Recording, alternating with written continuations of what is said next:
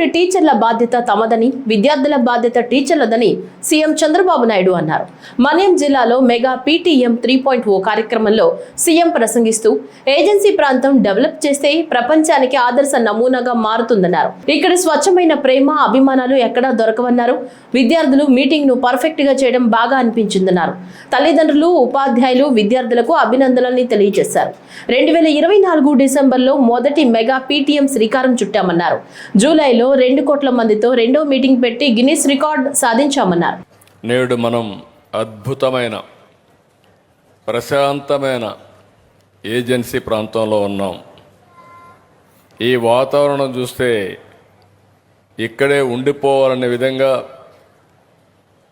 ఈ ప్రాంతాన్ని అభివృద్ధి చేస్తే ప్రపంచానికే ఒక నమూనాగా తయారు చేసే పరిస్థితి వస్తుంది. ఇక్కడ ఈ ప్రాంతమే కాదు, ఇక్కడ ఉండే గిరిజనుల మనసు కూడా స్వచ్ఛమైనది. మీరు చూపించే అభిమానం అదే మాదిరిగా ఈరోజు ప్రేమ ఎక్కడా దొరకదు. మీ పిల్లల భవిష్యత్తు కోసం నేను చూసినప్పుడు నాకు అనిపించింది, క్లాస్ రూముల్లో పోయి చూసి వచ్చాను, కౌన్సిలింగ్ చూశాను. ఇక్కడికి వచ్చి ఈ మీటింగ్ చూస్తే మా రాజకీయ నాయకులు కూడా ఇంత పర్ఫెక్ట్గా కండక్ట్ చేయలేరు. పిల్లలే బ్రహ్మాండంగా మీటింగ్ కండక్ట్ చేయడమే కాకుండా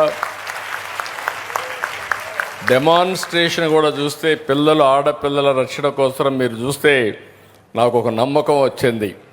ఎవడైనా మీ జోలుకు వస్తే తాట తీస్తారని ప్రగాఢమైన విశ్వాసాన్ని కల్పించారు. దానికి చాలా సంతోషం.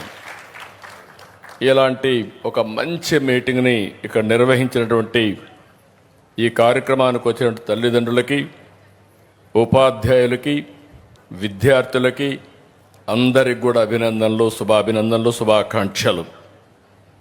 2024 డిసెంబర్లో మొదటి మెగా పీటీఎం శ్రీకారం చుట్టాం.